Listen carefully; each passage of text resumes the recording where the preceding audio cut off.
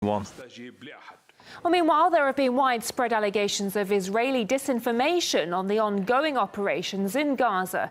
Reporters from the Wall Street Journal and the Washington Post claim to have received deliberately misleading communications from officials within the military, specifically saying Israeli soldiers had entered Gaza. Well, that ground operation never materialized. We can now bring in Daniel Pomerantz, CEO of Honest Reporting, a group monitoring global media coverage of Israel. Thank you for joining us on the programme. So reporters within Israel are saying the story of a ground operation was a deliberate ruse to trick Hamas. Is that true, do you think? You know, I don't know if that's true, but I can tell you that when I heard rumors of ground troops entering, I called up several people in the spokesperson's units, as did my team. It took us about 5 minutes to verify that that wasn't true. I think what we may have here is an example of journalists doing what they've been doing throughout this conflict, which is running with the story that they want to tell. A dramatic story of a ground invasion beats a story of a press release that they misunderstood. But a basic confirmation would have revealed that that wasn't the case.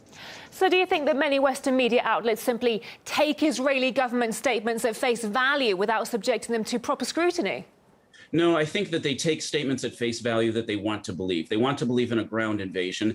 Another thing they want to believe is that Israel is killing Palestinians. That's patently false. Hamas is killing Palestinians. They fired some 2,000 rockets at Israel, but a third of their rockets land right in Gaza. On the first day, it was confirmed that 17 people, including 3 children, were killed by a Hamas rocket.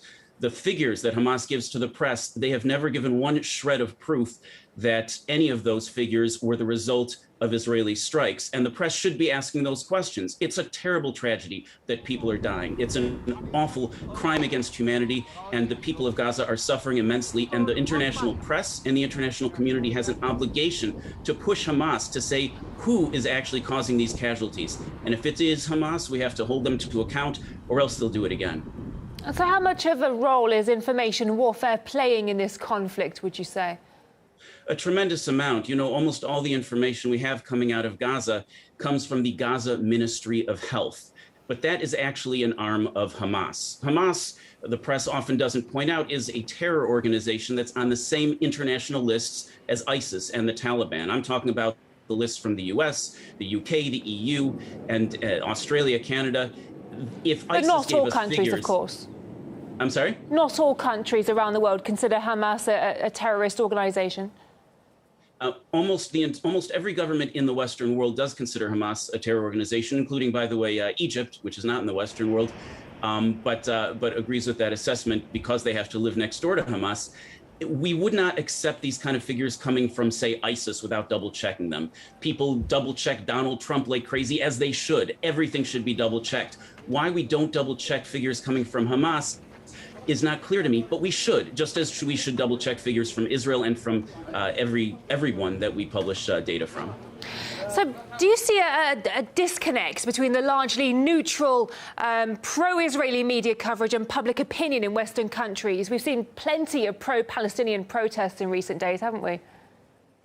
Well, I wouldn't say the coverage is neutral when you use phrases like both sides. Both sides is, on the one hand, Israel that announces its attacks in advance as a rule.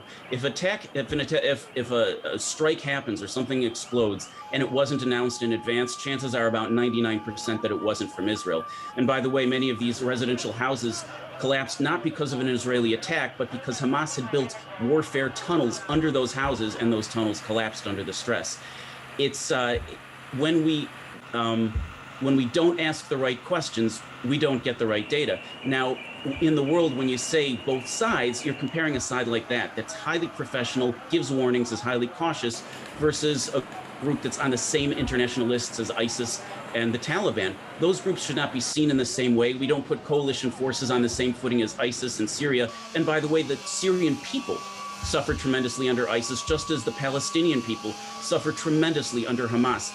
Anyone who's truly pro-Palestinian, and I believe that most Israelis, including myself, are much more so than organizations in the world that give Hamas a free pass. If you're truly pro-Palestinian, you need to hold Palestinian leadership to account so that they can have a better life. What are your thoughts on how governments are taking their view on this conflict. We're seeing very cautious statements coming from Europe and the US calling for restraint and largely supporting Israel's right to defend itself. Can you see that line hardening as the conflict continues? Well, of course, countries around the world always become nervous when they see casualty figures mounting or when they see a conflict continuing for more than a certain amount of time. But I think the reason for the patience in this case is that everyone in the world realizes that Hamas is a fully funded arm of Iran and Qatar, that this is part of Iran's geopolitical effort to create discord in the Middle East, and that by putting a stop to that, this makes the entire world a somewhat safer place. Here in Israel, we've been running to bomb shelters almost nonstop. And as you mentioned in your package, a number of people here have died. This is a problem for everybody. And Iran is looking to export this danger to the entire world. We, as a global community, have to put a stop to this for everyone's sake. Daniel Pomerantz, CEO of the media monitoring organisation Honest Reporting, thank you for sharing your views on the conflict, and let's hope for a peaceful resolution very soon. Thank you for having me. Thank you.